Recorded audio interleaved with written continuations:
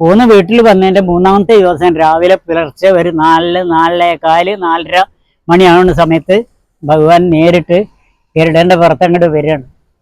ഉമ്മർത്ത് വീടിൻ്റെ മുമ്പിലൊരു തെങ്ങ് നിൽക്കുന്നുണ്ട്. ആ തെങ്ങിൻ്റെ ചുവട്ടിൽ ഗരുഡനെ നിർത്തിയിട്ട് നേരെ ഇറങ്ങി എൻ്റെ കട്ടിലിൻ്റെ അടുത്തേക്കാണ്ട് വരികയാണ്. ഹരേ കൃഷ്ണ, സർവശ്രീ കൃഷ്ണാർപ്പണമസ്തു.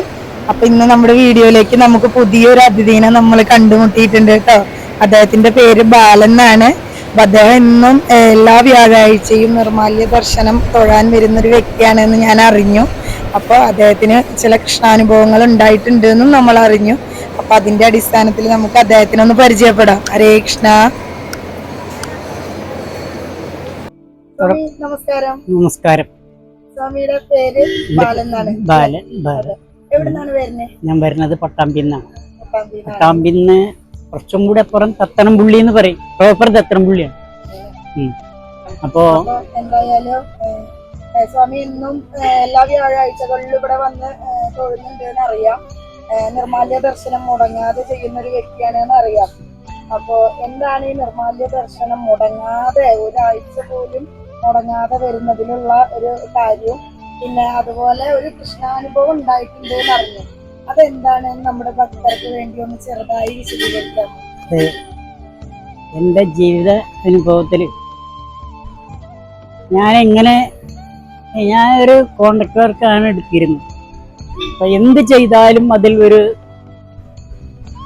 ബെനിഫിറ്റ് ഇല്ലാതെ വന്നപ്പോൾ അങ്ങനെ ഒറ്റപ്പാലത്ത് ഒരു വീടിൻ്റെ പണി എടുത്തുകൊണ്ടിരിക്കുമ്പോൾ ഒരു വയസ്സനായ ഒരാൾ എന്നോട് ചോദിക്കുകയാണ്, എങ്ങനെ ജോലി കൊണ്ട് എന്തെങ്കിലും ഉണ്ടാക്കാൻ കഴിഞ്ഞോ, എല്ലാം ഉണ്ടാക്കിയോ, എല്ലാം ഉണ്ടോ? ഞാൻ പറഞ്ഞു, വർക്കുകൾ ഇങ്ങനെ നടക്കണ്ടെന്നല്ലാതെ എനിക്ക് പറയത്തക്ക പ്രോഫിറ്റ് ഒന്നുമില്ല, പിന്നെ ഞാൻ എൻ്റെ വർക്കിൽ കള്ളപ്പണിയായിട്ട് ചെയ്യാറുമില്ല എന്ന് പറഞ്ഞു. അയാൾ പറഞ്ഞ ഒരു കാര്യം ചെയ്യൂ, ഏത് ദൈവത്തിനെയും പിന്നെ ഭജിക്കണ, ഞാൻ മുരുകൻ്റെ ആളാണ്, പറയാതിരിക്കാൻ വയ്യ, മുരുകൻ്റെ ആളാണെന്ന് പറഞ്ഞു. മുരുകൻ്റെ ആളാണെന്ന് പറഞ്ഞപ്പോൾ ഒരു കാര്യം ചെയ്യൂ, മുരുകൻ അന്നേക്ക് വേണ്ടതേ തരുള്ളൂ, അപ്പോൾ കൃഷ്ണനെയും കൂടി ഒന്ന് പോയി കണ്ടോളൂ, എന്നാൽ എന്തെങ്കിലുമൊക്കെ മെച്ചം വരുന്നു. അപ്പോൾ അത് പറഞ്ഞത് ശരിയാണ്. അന്നത്തെ കാര്യങ്ങൾ നടക്കാൻ യാതൊരു ബുദ്ധിമുട്ടുകളും എനിക്കുണ്ടായിരുന്നില്ല. പക്ഷേ അതേ സമയത്ത് എന്നാൽ ഇതവിടെ വെക്കേന്ന് പറഞ്ഞിട്ട് വീട്ടിലോ അല്ലെങ്കിൽ മറ്റു ഒരു സ്ഥാപനത്തിലോ കൊണ്ടുപോയിട്ട് 10 റുപ്യ നിക്ഷേപിക്കാൻ എനിക്ക് കഴിയാത്തൊരവസ്ഥ ഉണ്ടായിരുന്നു. അപ്പോൾ അദ്ദേഹം എന്നോട് പറയുകയാണ്, എന്നും കഴിയുമെങ്കിൽ ഗുരുവായൂർ പോയി തൊഴുക, അതില്ലെങ്കിൽ ആഴ്ചയിൽ ഒരു ദിവസമാക്കുക. അപ്പം ഞാൻ എങ്ങനെ ഏതായാലും ചോദിച്ചോ പറഞ്ഞു, ഏത് ദിവസമാണ് നല്ലത് ചോദിച്ചോ പറഞ്ഞു, ബുധനാഴ്ച വൈകുന്നേരത്തേക്ക് അവിടെ എത്തിയിട്ട് വ്യാഴാഴ്ച രാവിലത്തെ നിർമാല്യം കഴിഞ്ഞിട്ട് പോരുക, അങ്ങനെ മതിയെന്ന് പറഞ്ഞു. അപ്പം അത് ഞാൻ സത്യത്തിൽ ശിരസ വഹിച്ചു. ഞാനത് ഉൾക്കൊണ്ടു, എനിക്ക് മനസ്സിലായി എന്നാ. അപ്പോൾ അങ്ങനെ ഞാൻ വ്യാഴാഴ്ച തന്നെ ഗുരുവായൂരപ്പൻ്റെ അടുത്ത് പിന്നെ ഒരു സംസ്ഥാപരാതൊക്കെ പറഞ്ഞ് വരാൻ വൈകിയിൽ ക്ഷമിക്കാന്നൊക്കെ പറഞ്ഞിട്ട് ഞാൻ അങ്ങനെ അവിടുന്ന് അങ്ങനെ തുടങ്ങി. അങ്ങനെ എല്ലാ ബുധനാഴ്ചയും വൈകിട്ട് വരും, നിർമാല്യം കഴിഞ്ഞ് രാവിലെ ഒരു 8 മണിയാകുമ്പോഴേക്ക് 9 മണിയുടെ ഉള്ളിൽ വീട്ടിലെത്തേണ്ട രൂപത്തിൽ പോവും. അങ്ങനെയാണ്.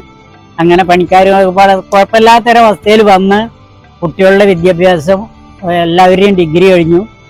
ഒരാൾ എൻജിനീയറായി, ഒരാൾ പിന്നെ BCom എടുത്ത് ബാങ്കിൽ കയറി, ഒരാൾ B.Ed എടുത്തു, ആ കുട്ടി ടീച്ചറായി. അങ്ങനെ ജീവിതത്തിൽ മറ്റുള്ള ക്ലേശങ്ങളൊന്നും ഇല്ലാതെ ഭഗവാനെ കാത്തി രക്ഷിച്ച് ഇവിടെ വരെ എത്തി. അങ്ങനെ ഇരിക്കെ ഒരു ദിവസം ഞാൻ കാലത്ത് ഒരു 9 മണിക്ക് ഭാര്യ എന്നോട് പറയണം, നിന്നെന്താണ് പറമ്പേക്ക് ആക്കി തരുമോ, കുറച്ച് സ്ഥലം പറമ്പുണ്ട്, അപ്പം അതിൽ കുറേ വിറകുകൾ കിടക്കുന്നുണ്ട്, അതൊന്ന് പെറുക്കി കൂട്ടാൻ വേണ്ടിയിട്ട് ഭാര്യ പോകാൻ വേണ്ടിയിട്ടാണ് എന്നടുത്ത് പറമ്പിലേക്ക് ആക്കി തരുമോ.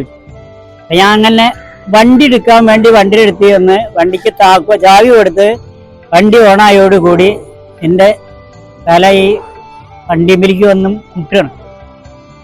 ഈ സമയത്ത് ഭാര്യയും മരുമകളും കൂടി എന്നെ എടുത്തു കൊണ്ടുപോയി പിന്നെ കട്ടിലിൽ കിടത്തി വേഗം മോനെ വിളിച്ചു. മോൻ വന്നു. അതിൻ്റെ ഒരു 15 ദിവസം മുമ്പെയാണ് ഞാൻ ഭഗവാനോട് ഒരു കാറ് ചോദിക്കുകയാണ്. എൻ്റെ മക്കള് 4 ആള് ഒരു സ്കൂട്ടറിന്റെ മുകളിലാണ് പോകുന്നത്. അതുകൊണ്ട് എനിക്ക് ഒരു 4 ചക്കറുള്ളത് തന്നെങ്കിൽ നന്നായിരുന്നു എന്ന് പറഞ്ഞു. എൻ്റെ 3-ാമത്തെ ദിവസം പൂർണ്ണമായിട്ടുള്ള സംഖ്യ ഇല്ലെങ്കിലും എനിക്കൊരു ലോട്ടറി കിട്ടുകയാണ്. അത് ഡിപ്പോയിൽ കൊണ്ടുപോയി കൊടുത്ത് അപ്പം തന്നെ വണ്ടി ബുക്ക് ചെയ്ത് പേപ്പർ വർക്കിനുള്ള ഒരു 10,000 റുപ്യയും കൊടുത്ത് ഞാൻ പോരുകയാണ്. അങ്ങനെ 14-ാമത്തെ ദിവസം പിന്നെ അദ്ദേഹം വിളിച്ചിട്ട് പറഞ്ഞു, നിങ്ങൾക്കുള്ള വണ്ടി വന്നിട്ടുണ്ട്, വന്ന് കൊണ്ടുപോവാം, 1,00,000 റുപ്യ അഡ്വാൻസ് ആയിട്ട് തരണം.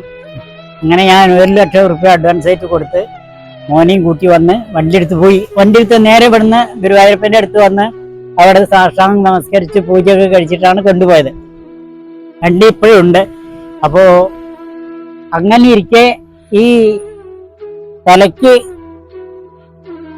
ഈ വൈബ്രേഷൻ വന്ന് അങ്ങനെ തല വണ്ടിയിൽ ചെന്ന് കുത്തുകയും അതേ സമയത്ത് മരുമകളും ഭാര്യയും കൂടി എന്നെ താങ്ങിയെടുത്ത് കട്ടിലിൽ കൊണ്ടുപോയി കിടത്തി മോനെ വിളിച്ച് മോൻ വന്ന് വണ്ടിയിൽ കയറ്റി എന്നെ നേരെ എൻ്റെ ഒരു സീതി ഡോക്ടറുണ്ട്, സീതി ഡോക്ടറെ വീടൊക്കെ ഞാൻ വർക്ക് ചെയ്തതാണ്. അതിൻ്റെ പേരിൽ ഞങ്ങൾ തമ്മിൽ നല്ല ബന്ധമാണ്. എനിക്ക് കാത്തു നിൽക്കൊന്നും വേണ്ട, കാണണമെന്നുണ്ടെങ്കിൽ നേരിട്ട് അടുക്കളയിൽ കൂടി ഞാൻ ചെല്ലാം, ഫ്രണ്ടിൽ കൂടി ചെല്ലരുതെന്നുള്ളൂ. കാരണം ഫ്രണ്ടിൽ ആൾക്കാരുണ്ടാകുമ്പോൾ ഞാൻ അങ്ങനെ ആധികാരികമായി കയറരുതല്ലോ. അപ്പോൾ ഞാൻ അടുക്കള ഭാഗത്ത് കൂടി കയറി ചെന്ന് സാറിനോട് പിന്നെ കാര്യങ്ങളൊക്കെ പറഞ്ഞ് അങ്ങനെയാണ്. അപ്പം ആ ഡോക്ടറെ അടുത്തേക്ക് എന്നെ കൊണ്ടുപോയി. മോനെന്നെ ഞങ്ങൾ തമ്മിലുള്ള ബന്ധം അവനെ അറിയായിരുന്നു. ഞാൻ കൊണ്ടുപോയി അവിടുന്ന് അദ്ദേഹത്തിൻ്റെ കെയർഫിൽ ഒരു രവി ഡോക്ടർ ഉണ്ട്, ന്യൂറോളജിസ്റ്റ്, അദ്ദേഹത്തിനെ വിളിച്ച് അദ്ദേഹത്തിനെ ചികിത്സ ഏൽപ്പിച്ച് ഒരു 7 ദിവസമാണ് ഞാൻ ഹോസ്പിറ്റലിൽ സ്ഥിരമായിട്ട് കിടക്കേണ്ടി വന്നത്. 8-ാമത്തെ ദിവസം എന്നെ ഡിസ്ചാർജ് ചെയ്ത് വീട്ടിലേക്ക് കൊണ്ടുവന്ന് വീട്ടിൽ വന്നതിൻ്റെ വരുമ്പോൾ ഹോസ്പിറ്റലിൽ നിന്ന് ഞാൻ ഇറങ്ങുമ്പോൾ ഗുരുവായൂരപ്പനൊന്ന് മനസ്സിൽ വിചാരിച്ച് പറഞ്ഞു, ഗുരുവായൂരപ്പ ഇത് വേണ്ടിയിരുന്നില്ല, ഇങ്ങനെ ഒന്നിനും പറ്റാത്ത ഒരു ജീവനുള്ളവർ ശവമാക്കിയിട്ട് ഇന്നിടേണ്ടിയിരുന്നില്ല, കൊണ്ടുപോകാമായിരുന്നു എന്ന് പറഞ്ഞു. ഇത് മനസ്സിൽ കരുതി അവിടുന്ന് പോരുന്നത്. പോന്ന് വീട്ടിൽ വന്നതിൻ്റെ 3-ാമത്തെ ദിവസം രാവിലെ പുലർച്ചെ ഒരു 4-4:15, 4:30 മണിയാവുന്ന സമയത്ത് ഭഗവാൻ നേരിട്ട് ഗരുഡൻ്റെ പുറത്തങ്ങോട്ട് വരികയാണ്. ഉമ്മർത്ത് വീടിൻ്റെ മുമ്പിലൊരു തെങ്ങ് നിൽക്കുന്നുണ്ട്. ആ തെങ്ങിൻ്റെ ചുവട്ടിൽ ഗരുഡനെ നിർത്തിയിട്ട് നേരെ ഇറങ്ങി എൻ്റെ കട്ടിലിൻ്റെ അടുത്തേക്കാണ്ട് വരികയാണ്. അപ്പോൾ ഈ പുലർച്ചെ ആകുമ്പോൾ ഞാൻ ഉണർന്നിട്ട് കരഞ്ഞു കിടക്കുകയാണ്. കാരണം എനിക്ക് ഒന്നിനും പറ്റില്ലല്ലോ, ജീവനുള്ളൊരു ശവായി പാരിലേമാരി എനിക്ക് എന്നെ കൊണ്ടൊന്നിനും കഴിയാത്തൊരവസ്ഥയിലായില്ലേ എന്നുള്ള സങ്കടത്തിൽ കരഞ്ഞുകൊണ്ട് കിടക്കുമ്പോൾ ചോദിച്ചു എന്നോട്, ഭഗവാൻ എന്തിനാ കരയണെന്ന്. അപ്പം ഞാൻ പറഞ്ഞു, എന്നൊരു ജീവനുള്ള ശവാക്കി മാറ്റിയില്ലേ, എന്തിനായിട്ട് കൊണ്ടുപോവായിരുന്നില്ലേ എന്ന് ചോദിച്ചപ്പോൾ എന്നോട് അതിന് മറുപടി പറഞ്ഞത്, അതൊരു ഘട്ടമായിരുന്നു, അത് കഴിഞ്ഞു, ധൈര്യമായിട്ട് കിടന്നു, ഒക്കെ ഞാൻ മാറ്റിത്തരാം, മാറിയിട്ടാണ് വരുന്നുണ്ട് ഗുരുവായൂർക്ക് പറഞ്ഞിട്ടാണ് ഗുരുവായൂരപ്പൻ പോകുന്നത്. അതെനിക്ക് അനുഭവത്തിൽ വന്നു. ഒരു 1.5 മാസം കഴിഞ്ഞപ്പോഴേക്കും എനിക്ക് കുറേശ്ശെ നടക്കാറായി. പക്ഷേ ബാത്റൂമിലേക്ക് പോകാനൊക്കെ എന്നെ എടുത്ത് കൊണ്ടുപോകായിരുന്നു. ഒരു 1.5 മാസം കഴിഞ്ഞപ്പോഴേക്കും എനിക്ക് വീട്ടിൻ്റെ ഉള്ളിൽ കൂടിയൊക്കെ നടക്കാനായി. അങ്ങനെ ഞാൻ നടന്ന് അതിലിങ്ങനെ ശരിക്കും നടക്കാറായപ്പോൾ ഞാൻ ഒരു ദിവസം പറഞ്ഞു, എനിക്ക് ഗുരുവായൂർ പോകണമെന്ന് പറഞ്ഞു. അങ്ങനെ ഞാൻ ഗുരുവായൂർക്ക് പുറപ്പെട്ട് ഇവിടെ വന്ന് ഭഗവാനെ കണ്ട് കാര്യങ്ങളൊക്കെ പറഞ്ഞ് നമസ്കരിച്ച് അങ്ങനെ എൻ്റെ അസുഖങ്ങൾ കണ്ണ്, നാവ്, ചെവി, കൈ, കാലും ഒക്കെ പോയിരുന്നു. ഒക്കെ കുഴഞ്ഞു പോയി, കണ്ണ് കാഴ്ച പോയി. ഒക്കെ ഒരു 3 മാസം കൊണ്ട് എനിക്ക് കണ്ണിൻ്റെ കാഴ്ച തിരിച്ചു കിട്ടി. കാലിൻ്റെ അസുഖം മാറി, കയ്യിൻ്റെ അസുഖം മാറി.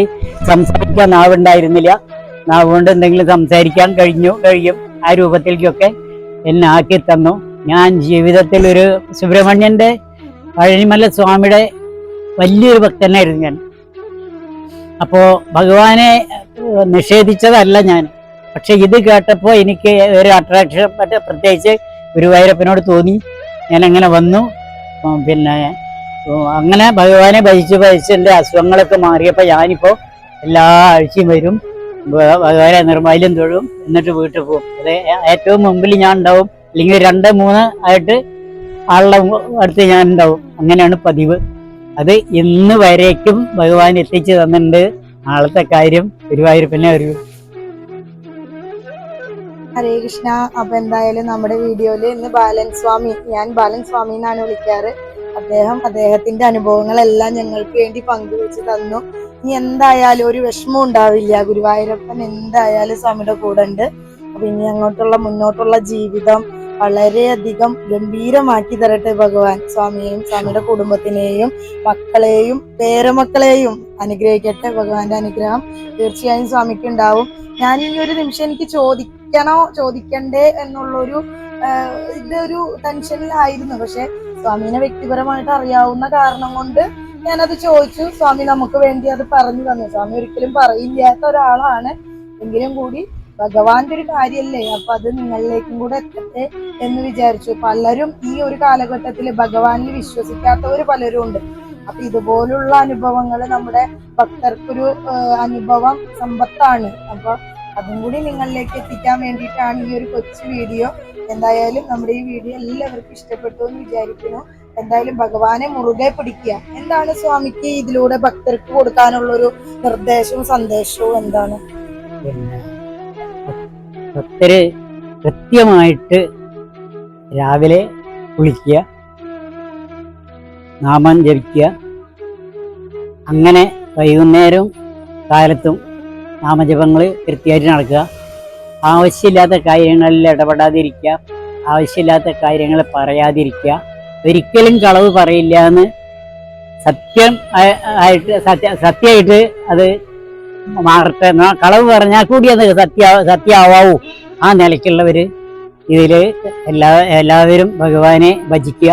ഭഗവാന്റെ കാരുണ്യം, ഭഗവാൻ വെറും ഒരു കൃഷ്ണനോ ഒരു ഗുരുവായൂരപ്പനോ അല്ല, ഭൂലോക വൈകുണ്ഠനാഥനാണ്. സാക്ഷാൽ ശ്രീകൃഷ്ണ ഭഗവാന്റെ അനുഗ്രഹം എല്ലാ ഭക്തർക്കും ഉണ്ടാവട്ടെ.